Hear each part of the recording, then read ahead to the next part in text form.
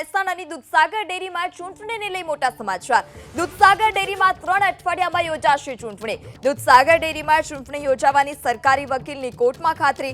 ડેરીમાં ચેરમેન અને વાઇસ ચેરમેનની યોજાશે ચૂંટણી તેવી પણ સરકારી વકીલે વાત કરી। 2.5 વર્ષની મુદત પૂર્ણ થવા છતાં હજી સુધી ચૂંટણી નથી યોજાઈ તો દૂધસાગર ડેરીમાં 3 અઠવાડિયામાં જ હવે ચૂંટણી યોજાશે। વધુ માહિતી સાથે સંવાદદાતા હારૂન ફોન લાઈનથી જોડાઈ ચૂક્યા છે। જે હારૂન, દૂધસાગર ડેરીની ચૂંટણીને લઈ મહત્વના સમાચાર છે, શું વધારે વિગત?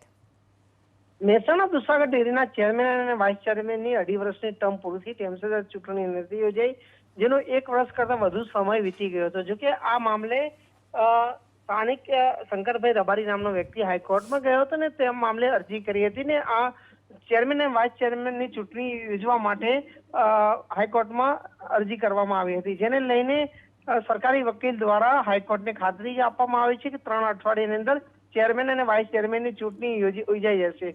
જોકે મોટા સમાચાર કહી શકાય, કારણ કે છેલ્લા 1 વર્ષથી મહેસાણા દૂધસાગરના ચેરમેન અને વાઇસ ચેરમેનની ચૂંટણી નથી, જેને લઈને રાજકીય માહોલ પણ ગરમાયો હતો। ત્યારે હવે 3 અઠવાડિયાની અંદર ચૂંટણી યોજવાની ખાતરી આપવામાં આવી છે।